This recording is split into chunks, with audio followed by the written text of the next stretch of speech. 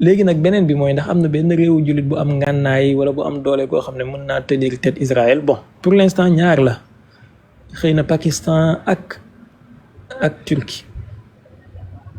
waaye c'est très compliqué hein, c'est très compliqué pour Pakistan et pour Turquie parce que Pakistan CIA maîtrise na ko maîtrise boo xam ne même seen président yi dañ daan nekk ay agent au CIA ku mel ni Pervez Musharraf ak ñu mel noonu donc c'est très compliqué pour Pakistan. beneen bi mooy Turquie c'est une base militaire otanienne par excellence déjà am na ay armes nucléaires armes nucléaires américaines yu ñu peuvent positionner donc système Turquie bi aussi est sous contrôle de la domination de l'Occident et des États-Unis en tout cas benn pays moo autonome ci dooleem te mooy Iran yeneen pays am nañ ay milliards nag yu ñu mën a jëndee ay avion may la ko wala yu ñu la mën a maye ay caq or ak ay yooyu mel noonu xëy na ñoom ak yu ñu mën a jëndee ay club de football am nañ ko mais dëkk bu am doole daal te autonome te nekk dëkk jullit mennam Iran mi la yàlla tere waaye suñu feexee seetaan ko bañ faagaagal ko wala néewal ko doole mooy ne booye boo moom jullit ñi lépp lu Israël waxati ñu ne sami allahu liman hamidahu wala sami Israël liman hamidahu voilà sëñ Fallou c'est bon. maanaam kon daal fi mu ne maanaam suñ pare woon pour raaf jullit ñi ci àddina fi mu ne kon ñun duna am pexe ci loolu daal. suñu seetaanee bañ daaneel Iran. su Israël jugoon ne Kaaba gi dafa am ay bomb yu ñu fa denc pour attaquer Israël kon par conséquent dañoo war a bombarder Kaaba gi du am benn jullit bu mën a wax déet kenn du sañ a wax danañu daaneel Kaaba gi benn jullit du mën a maanaam du am benn jullit sax bu ko mën a baare en fait bu ko mën a baare ci gàttal. la preuve yow sëñ Fallou yow xëy na gis nga depuis 2023 Israël mu ngi rey ay junne nit ci Palestine chaque jour ndax dégg nga benn réew du taxaw ne lii waru fee amee amul benn réewu jullit bu taxaw dem maanaam Égypte mu ngi à côté am na armée est-ce que mës ngaa gis benn auto militaire Égypte waxuma avion de mais auto militaire rek mu ñëw taxaw ci wetu Israël ne ko bàyyi li ngay def mësul am donc voilà ndax ci wàll sur le plan militaire ak opérationnel Israël dafa fogoon ne premier attaque am bu ko defee dafay kaw a dëbbu Iran mais Iran dafa adopté benn stratégie boo xam ne à long terme du arranger Israël te mooy stratégie d'attrition mooy fexe ndànk-ndànk Israël di dépenser dooleem ndax Iran technologie bi mu am technologie la bu ñu mën a tuddee low cost mooy dafay defar ay missiles ak ay drones yoo xam ne li ñuy jar cherul par exemple benn drone bu tudd Shahid $20,000 lay jar Israël technologie bi mu am technologie high tech la boo xam ne li muy jar dafa cher trop c'est hyper technologie mais hyper cher nga xam ne benn missile intercepteur léeg-léeg $12,000 wala $1 million wala $12 millions laa bëgg a wax wala $1 million wala $2 millions nga xam ne ci benn guddi rek su Iran defee benn salve dina coûter Israël léeg-léeg ay $500 millions ba $1 milliard bu ñu calculer li ñuy lancer ci ay missile intercepteur donc mu ngi mel ni ñaari nit ñoo xam ne kenn ki dafa yore benn Nokia 3310 buy jar $3,500 wala $12,000 ki yore benn iPhone buy jar $600,000 ñuy xeex ñoom ñaar maanaam ki yor iPhone bi mooy gën a nekk en risque bu perte téléphone am bi pour jegeel la ko tuuti nga comprendre léegi Iran li muy def nii arrangé wu ko à long terme parce que Israël li mu am ci ay batterie anti-missile bariwul daanaka li mu am ci ay missile yëpp boo ko calculer en tout cas à partir de barki démb li ma jot am comme information mooy ay 1106 missiles moo leen dese woon ci 1106 missiles yooyu da ngay def calcul bu ndaw Iran su envoyé benn missile Israël il faut mu envoyer minimum 2 à 3 missiles intercepteurs pour benn missile Iran bu nekk kon ça veut dire Iran bu envoyé 10 missiles Israël dafa war a envoyer 30 missiles pour maximiser chance interception bi et démb ci bëccëg maa ngi jot benn information boo xam ne israéliens ci seen bopp ñoo ko wax benn haut gradé ci seen armée bi que ne seen capacité d'interception yi c'est réduite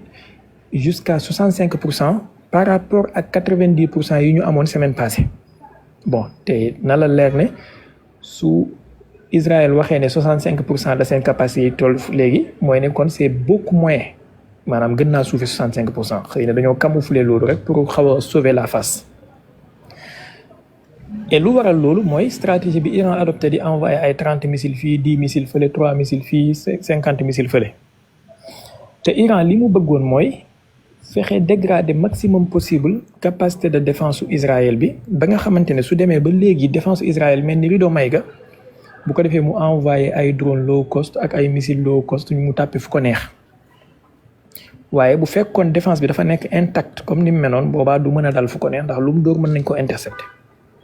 looloo taxoon comme yéen mbër yi ni ngeen ko xamee maanaam pour nga atteindre sa adversaire il faut d'abord nga toj ay gàllaajam ba pare doog a yow sànni say missile. donc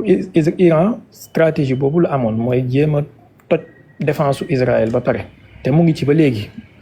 looloo tax nga gis israéliens yi ak occidentaux yi jàq fi mu toll nii di nappaate naan Trump day dugg ci guerre bi wala nañu woote waxtaan. parce que li ñu doon xaar amul gis nañ ne seen waa ji défense am yi ñu ngi koy commencé di percer. mu ngi commencé di nekk sans défense te bu continuer du baax ci moom. kon pour le moment pour l'instant tey fi may wax ak yow nii ci àjjuma gi Iran moo nekk en position de force sur le plan opérationnel. ñaareel bi mooy Israël façon attaque yi muy def te lii waxoon naa ko depuis barki démb maanaam attaque yi muy def duwul ay bombardier yu muy envoyé wala ay avion de chasse yu muy envoyé ñu tiim Iran maanaam ay drone lay utiliser. yuy lancer ay missiles te drone yi ci espace aérien wu Syrie lay nekk wala Irak nga xam ne ils sont hors de portée des missiles anti-aériens yu iraniens yi ils sont hors de portée des radars iraniens sax par léeg-léeg bu ko defee ñu envoyé ay missiles de croisière wala ay missiles aérobalistiques pour mu dem taper seen cible xam nga loolu xeexum tàppet la daanaka mooy ñeme woo ñëw ba ci sa langu adversaire bi da ngay taxaw fële di envoyé kii muy ñëw. parce que bëgguñu perte ay avions yuy coûter cher comme F-35 ay 100 et quelques millions de dollars lay jar tey jii boo demee yóbbu sa benn F-35 ci kaw Iran tiim ko Iran daaneel ko avec benn missile boo xamante ne xëy na 500 000 $ lay jar ñu daaneel la avion buy jar 100 et quelques millions de dollars defal juste le calcul nga xool ñaata nga perte kon finalement donc c'est trop risqué pour eux moo tax ay drone la ñuy gën a envoyé ak tamit seen complices yi nekk sur le terrain. ci biir Iran di envoyé ay drones yu ñuy tuddee quadcopter mooy yenn drone yu ndaw yi nga xamante ne léeg-léeg bu yenn programme yi amee sax même ci làmb yi da nga koy faral di gis façon drone yu ndaw yooyu mel ni ay picc yooyu la ñuy jël kii ci takk ci ay bombe bu ko defee di ko lancer ci ay cible loolu mooy seen stratégie pour l'instant. alors lii mooy sur le plan opérationnel et militaire Israël est fortement endommagé dëgg la rek Iran mu ngi jël ay coups. mu ngi jël ay coups yu metti mais pas aussi critique que ça par exemple seen centrale nucléaire seen installation nucléaire yi Iran am na 21 installations nucléaires yu ñu dispatché ci 12 localités parmi ces 21 installations nucléaires là Israël ñett rek la ci atteindre gum ñett rek la ci dóor maanaam 3 sur 21 te 3 yi mu dóor bi ci njëkk mooy installation bu Natanz bi moo ci gën a mag Israël installation bi tabax bu superficielle bi kese la laal te installation bi am na 40 mètres sous terre boobu endommagé wuñ ko laaluñu ko donc étage yi nekk ci kaw kese la ñu endommagé wala moom la ñu détruire mais li nekk sous terre ba léegi c'est intact yeneen installation yi tamit daanaka noonu la parce que ay drone suicide lañ fa envoyé wala ay quadcopters donc les dégâts sont minimes y a pas de radiation y a pas de radioactivité buy dispersé wu ci air bi c'est vraiment contrôlable en fait maintenant ñu ngi continuer seen stratégie d'assassinat ciblé ak ay voitures piégées ñoom Israël ci biir Iran loolu dañ koy def pour semer la peur ak benn panique ci population civile bi parce que population civile bu ñëw gis sa koñ benn voiture explosé fa xëy na ray fa ay nit wala endommagé fa ay immeuble xëy na mën na semer la peur et des paniques parmi la population te ñoom loolu mooy seen bëgg-bëgg pour que bu population bi paniqué woo jéem a accuser régime bi génn def ay manifestations ñu mën koo infiltrer pour mën a def benn changement de régime voilà stratégie bu perverse la mais moom la ñu adopté mais pour l'instant Iran moom dafa focaliser wu ci di taper les bases militaires ak les systèmes de défense les batteries de défense ak yu mel noonu moo tax mu ngi dégrader de plus en plus défense israélienne bi ak tamit Iran mu ngi cibler ay centre de technologie yi nga xamante ne ñoom ñooy fournir armée israélienne bi ay technologie wala ay renseignement comme tey ci suba gi am na benn missile bu ñu dóor ci benn parc technologique boo xamante ne même Microsoft am nañ fa benn siège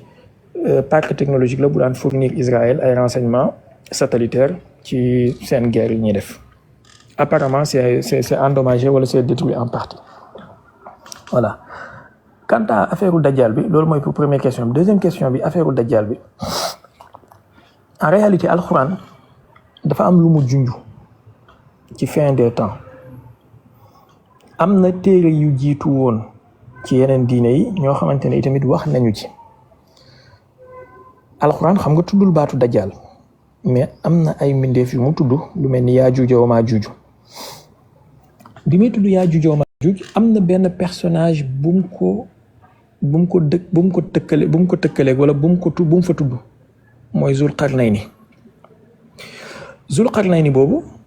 wa yasalunaka an Zulqarnayni qul sa atlu alaykum minhu zikra inna makkanna lahu fil ardi wa aataynaahu min kulli shay'in sababa ba aaya bi jeex. Zulqarnayni moomu am na ñuy wax ne ci li gën a siiw bi ngay dégg gaay naan la mooy Alexandre le Grand mais en vérité duwul Alexandre le Grand mënul am profilu Zulqarnayni comme ni ko alxuraan tuddee parce que déjà góor jigéen la woon dafa rayoon baayam def ay crimes yu bëree bëri donc kooku mënul am profilu nit ku baax comme ni alxuraan melalee Zulqarnayni li gën a wóor mooy Cyrus le Grand la am ñuy wax Cyrus am ñuy wax Cyrus arabe yi di ko wax Gorosh al-Kabir. Cyrus le Grand boobu c'était un Perse actuellement nii bàmmeelam mu ngi ci biir Iran. Cyrus le Grand benn buur la woon boo xamante ne moom moo libéré woon le peuple juif en un moment de leur histoire boo jàngatee histoire ab da ngay gis ne dana collé trop ak image yu Zulqarnayni bi alxuraan wax xataa isa balaga magriba shamsi ak xataa isa balaga matla shamsi ak yu mel noonu ak fi mu leen di waxee naan fa aynuni bi quwwatin aj'al baynakum baynahum radma atuni zubra alhadidi xataa isa sawa bayna satfayni qaala anfuqu xataa isa ja'alahu naaran qaala atuni ufriq alayhi qitra fama stataa'u an yazharu wa ma stataa'u lahu naqba qaala hadha rahmatun min rabbi fa isa jaa wa'du rabbi ja'alahu dakkaa wa kaana wa'du rabbi haqqan wa tarakna ba'dahum yawma idhin yamuju fi ba'din wa nufixa fi s-suuri fa jama'nahum jam'a wa aradna jahannama yawma idhin lil kaafiriina 'arda. Alors mur boobu mu doon tabax boo demee ci christianisme ñu ngi koy tuddee le catéchone mooy benn genre barrage buy protéger le bien contre le mal parce que même boo xoolee esprit yu alxuraan bi noonu la fa'inuni bi quwwatin aj'al baynakum wa baynahum radma ndax daf ne Yaajuuj wa Maajuuj mufsiduuna fil ardi kon y a un système de mal bu fi nekk boo xamante ne moom dafay am vocation pour yàq ci kaw suuf léegi muy am système de bien buy ñëw système de bien boobu day am ku koy représenter wala système bu koy représenter pour ñëw taxawal dëgg ak njub ci kaw suuf. En réalité wàllu fin des temps maanaam wàllu mujjug jamono li gën a subtil lu ci alxuraan tudd mooy li ma la wax nii ci suratul kahfi mooy diggante xissa Zulqarnayni ak Yaajuuj wa Maajuuj tubaab yi di ko wax Gog et Magog léegi ñoom juif yi ci seen bible hébraïque bi dañu am benn personnage bu ñuy xaar mooy le Mashiach ci ñoom mooy le Messie li ñuy wax le Messie Mashiach boobu ñoom dañ ne bu ñëwee bokk na ci li muy def mooy il faut mu éradiquer fi lépp loo xamante ne beneen diine la bu bokkul ak diine judaïsme te itamit dañu war a tabax le 3e temple pour mu ñëw et 3e temple boobu noonu fi ñu ko war a tabax mooy fi mur de lamentation bi nekk tey te moom mooy fi masjidul aqsa nekk xam nga mur de lamentation bi ak masjidul aqsa bi daanaka ñoo dendee nii bii ils sont superposés en fait donc ñoom seen projet yëpp mooy daaneel masjidul aqsa bi pour mën a tabax seen 3e temple boobu déjà d'ailleurs am na maquette boo xamante ne sax présenté nañ ko pour affaire 3e temple boobu ak bépp sacrifice bu ñu fa war a def c'est déjà préparé nañ lépp léegi nag 3e temple boobu pour mu mën a am pour que Mashiach bi ñëw dafa am lu koy bloqué li koy bloqué noonu mooy benn force buy nekk Khurasan maanaam zone géographique bi Khurasan nekkoon te loolu boo ko cartographié tey mooy fii Iran nekk tey plus précisément Mashhad te foofu la jumaawu imam Ali Rida nekk Ali Rida kenn la ci imaamu chiite yi ci sëtu yonent bi sallallahu alayhi wa sallam bokk. donc ñoom loolu théorie waxoon nañ ko ci seen téere yi njëkk ya et ñi ngi ko doon préparé ñi ngi ko doon xaar donc xamoon nañ ne il fallait dina am benn bataille buy am waaye nag dafa am ci seen texte yooyu yu leen di wax ne itamit bataille boobu suy am dina am coalition buy am diggante force yi nekk Khurasan ak force yi nekk dans le nord te tey boo ko jegelee ci géopolitique actuelle mooy diggante Russie ak Iran te Russie xam nga yàgg na wax ne ñoom ñooy le troisième Rome maanaam ils représentent la sainteté chrétienne et tout donc ils sont le catéchone contre le mal bi nga xamante ne moom la Occident dégénéré bi di représenter ci lépp lu mu am ci ay morale yu perverse ay mbirum góor jigéen mbirum idée yu mel noonu daal ak satanisme ak yooyu donc Israël fi mu toll nii li mu nekk di planifier mooy daaneel catéchone boobu noonu te mënu koo daaneel lu dul bu daaneelee ki nga xamante ne moo koy représenter muy Iran te Iran ñoom tamit dañu am benn gëm-gëm bu ancré wu ci ñoom dans le chiisme mooy le Mahdi bi ñuy xaar te julli ñi sax dañ koy wax léeg-léeg le Mahdi ñu ne Mahdi yu su ñëwee dafay dajeek Dajjal et tout en réalité ñoom Mahdi boobu ñuy xaar dafa am lu ñuy tuddee ci ñoom le représentant du Mahdi te moom mooy wilayatul faqih mooy seen politique wilayatul faqih bi ñu am nga xam ne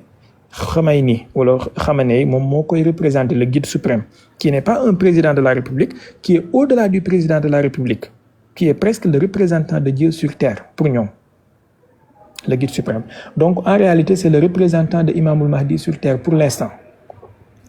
alors pour le moment Netanyahou mi nga xamante ne daf ne moom dafa war a réaliser la prophétie d'Ésaïe ak Khamenei mi nga xamante ne moom il est le représentant de Mahdi sur terre confrontation civilisationnelle la ñuy am seen diggante moo tax chaque jour sooy déglu occidentaux yi ak israéliens yi li ñu lay wax mooy Iran c'est une menace ça représente la force du mal parce que pour ñoom force du mal boobu noonu mooy lu baax li fi war a jëlee lu bon li te ñoom ñu bon ñi dañoo jàpp ne ñoom ñooy ñu baax ñi moo tax nga dégg alxuraan di la wax ci suratul baqara wa iza qila lahum la tufsidu fil ardi qalu innama nahnu muslihun ala innahum humul mufsiduna walakin la ya'lamun boo leen ne bu ñu yàq ci kaw suñu ne la ñun dañuy defar ñun lu baax lañ bëgg fekk ñoom ñooy yàqkat yu mag yi donc c'est une inversion accusatoire dañuy changer mbir yi te fekk ñoom ñooy ñu bon ñi ci dëgg-dëgg ñoom ñooy ñi nga xamante ne ñoo nekk ci lu lëndëm li pour bloquer lu baax li mais lu baax li la ñuy tuddee lu bon pour mën koo détruire pour mën koo diaboliser donc Iran ñoom xam nañu complexité mbir moomu noonu xam nañu itam subtilité yi lalu ci ginnaaw yépp moo tax saay boo déggee iranien yi dañuy wax naa ñaari satan ñoo am ak cheytaanul akbar ak cheytaanul asghar cheytaanul akbar bi mooy Amérique cheytaanul asghar bi mooy Israël pour ñoom parce que le grand satan pour ñoom mooy Amérique bi nga xamante ne moom mooy dooleel Israël moo koy may lépp lu mu am ci doole le petit satan mooy Israël bi nga xamante ne mooy def le sale besogne pour Amérique alors ci seen prophétie yi nag dafa am yu ci subtil yu ci indiqué ne année yi ñu nekk nii muy année 2020 ba jàpp 2030 maanaam lépp lu fi xew ci la war a xewee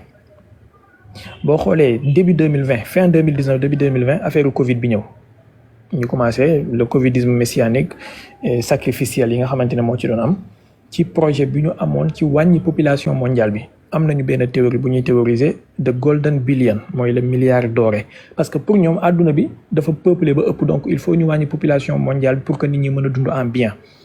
mais loolu c'est la vision occidentale par contre la vision des juifs et israéliens ñoom pour ñoom àdduna bi dafa bëri ba ëpp donc il faut ñu wàññi population mondiale bi jusqu'à 1 milliard wala 1 milliard 500 pour que le Mashiach mooy seen messie bi su ñëwee mu mën a régner ci population boo xamante ne ni day nekk ci jàmm du am ay turbutude te du am kuy wuuteeg moom et projet dëgg-dëgg bi pour loolu réaliser wu il faut que Jérusalem nekk le centre du monde maanaam même Nations Unies ak nangam yëpp ñu toxal ko Jérusalem loolu bokk na ci li waraloon Trump ci premier mandat bi mu ñëwee mu toxal ambassade États-Unis bi nekkoon Tel Aviv mu toxal siège bi ci Jérusalem voilà donc ñi ngi ci seen démarche yooyu ñi ngi ci seen projet yooyu ils se prennent pour le centre du monde ils se prennent pour les rois du monde et ils se prennent pour un droit divin moo tax alxuraan am na yu bari yu mu ci junjoo wa qadaynaa ala bani israila la tufsiduna fil ardi wala ta'alunna uluwan kabira maratayni wala ta'alunna uluwan kabira ci suratu Isra fa iza jaa wa'du ulahuma ba'asna alaykum ibadan lana uli ba'sin shadidin fajaasu khilala diyar wa kana wa'dan maf'ula fa iza jaa wa'du al-akhirati ba ay jeex donc alxuraan junj na yooyu noonu yëpp junj na état bi nga xamante ne banu Israël le judaïsme bi nga xamante ne mooy les juifs ashkénazes nekkoon nañu en état de force ak état yi nga xamante ne dañu nekkaat en décadence te moment bi ñu nekk nag dañu nekk en état de décadence mais dañu bëgg reconstruire waat seen force boobu noonu te mënuñoo am reconstruction force boobu lu dul bu ñu détruire la force du bien bi nga xamante ne mooy représenter le mal pour ñoom te moom mooy l'islam. Alors le projet se constitue en 3 temps. Premier temps bi mooy fexe ba teg loxo ci Jérusalem complètement détruire population bi fay dund wala contrôler Jérusalem par la force ñu ngi ci déjà. ñaareel temps bi mooy fexe ba détruire la force khurasanienne te moom mooy la force iranienne actuellement qui est la seule force qui doit leur tenir tête waaye il faut ñu briser ko te moom mooy deuxième étape bi suñu paree ci loolu seen troisième étape mooy li nga xamante ne mooy Makka ak Médine. Bon boo koy wax nag ça paraît un peu loin innahum yarawnahu ba'idan wa narahu qariban comme ni ko Alxuraan waxee ça paraît un peu loin mais tout est dit et tout est écrit dans leur livre maanaam tant que tabax boobu mu ngi taxaw te moom mooy Kaaba gi nga xamante ne mooy sookulu lumière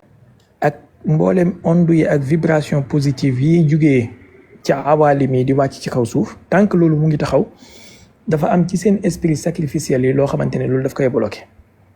donc il faut détruire ko complètement moo tax sax am na ci seen texte yoo xamante ne dañuy stipuler que il faut détruire le temple pour pouvoir reconstituer un autre temple boobu ñuy wax ñenn ñi dañ naan non deuxième temple bi la il faut ñu détruire ko pour construire le troisième temple en réalité non ils font allusion à la Kaaba il faut détruire la Kaaba pour que troisième temple bi mën a nekkaat xibla bi pour ñu mën koo tabaxaat mu taxaw moo tax